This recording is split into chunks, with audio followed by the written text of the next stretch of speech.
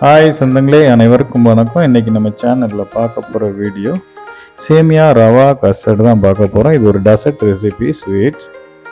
இது எப்படி செய்கிறதுன்னு பார்க்கலாம் வாங்க.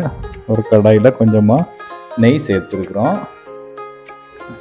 இந்த நெய் நல்லா உருகுனதும் இதில் ஒரு கப்பில் ஃபுல்லாக நான் எடுத்து வச்சுருக்க சேமியாவை போடுறோம். ஏன்னா நம்ம மெஷர்மெண்ட்டு முக்கியம். 1க்கு 1.5 தண்ணி ஊற்றணும். அதனால் நம்ம இந்த பாத்திரத்தில் ஒரு பாத்திரம் ஃபுல்லாக இந்த சேமியாவை நம்ம அந்த நெய்யில் போட்டு வறுக்கிறோம்.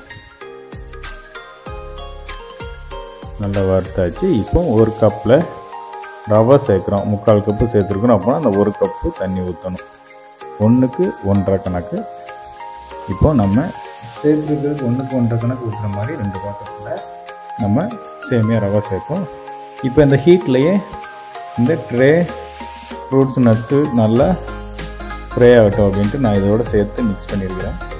டக்குன்னு ஷார்ட்டாக ரெடி பண்ணுற மாதிரி தான் இது. ஏன்னா ஒரு சில பேர் ஆயில் ஃபஸ்ட்டு இந்த கீழே வந்து ஃப்ரை பண்ணியிருப்பாங்க. ஒன்றும் பிரச்சனை இல்லை, இதிலே ஃப்ரை ஆகிடுச்சுன்னா நல்லா தான் இருக்கும். இப்போது 1க்கு 1.5 தண்ணி ஊற்றுறது கணக்கு மில்க்கும் அதோட சேர்த்து தான் நம்ம ஊற்றுறோம். இப்போ மில்க்கு நம்ம ஊற்றிருக்கிறோம். அது போக மீதம் தண்ணியை சேர்க்குறோம். 1க்கு 1.5ல் ஒரு அரைவாசி மில்க் சேர்த்தோம்னா 1 ஃபுல்லாக வந்து நம்ம தண்ணி சேர்த்துக்கலாம். அப்படி தான் நம்ம சேர்க்குறோம். இது ஒரு ஸ்வீட்டு தான், ஃப்ரிட்ஜில் வச்சு சாப்பிட போகிறோம். அப்படிங்கிற மில்க்லாம் சேர்த்தா நல்லாயிருக்கும். அடுத்து ஒரு கஸ்டர்ட் பவுடர் நம்ம மில்கில் நான் அதை மிக்ஸ் பண்ணி ஊற்றுறேன். தண்ணியில் மிக்ஸ் பண்ணலாம் நீங்கள், இல்லைன்னா மில்கில் மிக்ஸ் பண்ணாலும் பண்ணலாம். இதை மிக்ஸ் பண்ணி உள்ளே ஊற்றுறோம். இப்போ அதுக்கு தேவையான அளவு நம்ம சுகர் சேர்க்குறோம். இது வந்து நம்ம இனிப்புக்கு ஏற்ற மாதிரி நம்ம சேர்த்துக்கலாம். சேர்த்துட்டு இதை நல்லா நம்ம மிக்ஸ் பண்ணிக்கலாம். இது நம்ம சாதாரணமாக சேமியா ரவை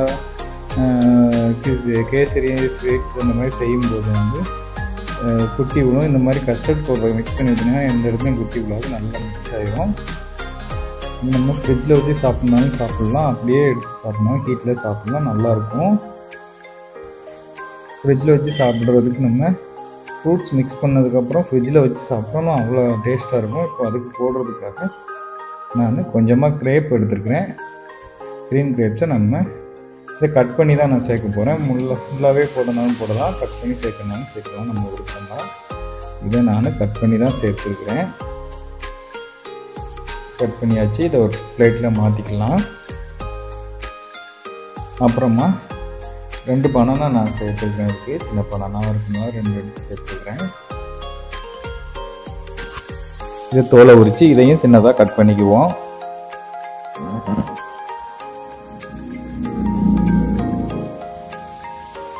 கட் பண்ணி எடுத்துக்கலாம்.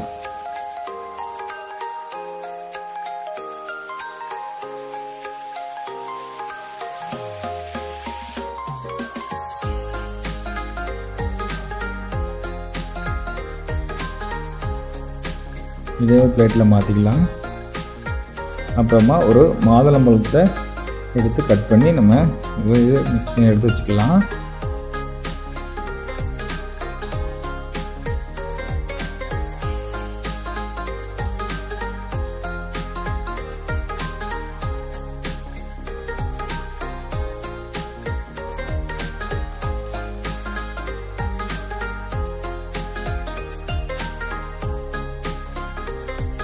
அதை உடுத்து வச்சுக்கலாம்.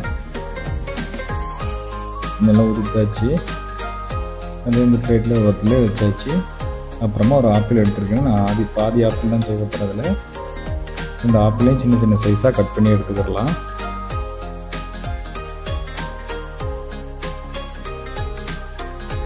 சின்ன சின்ன சைஸாக கட் பண்ணிக்கிறோம்.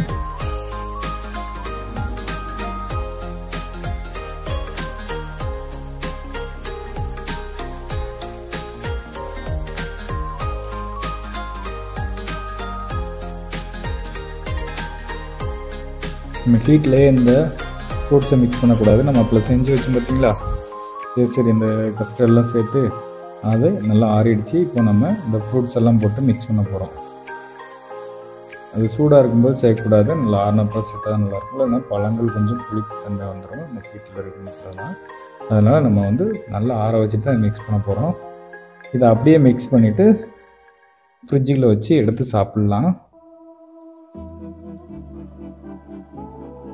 மிக்ஸ் பண்ணியாச்சு. இப்போ இதில் குங்குமப்பூ லைட்டாக ஆட் பண்ணிக்கலாம்.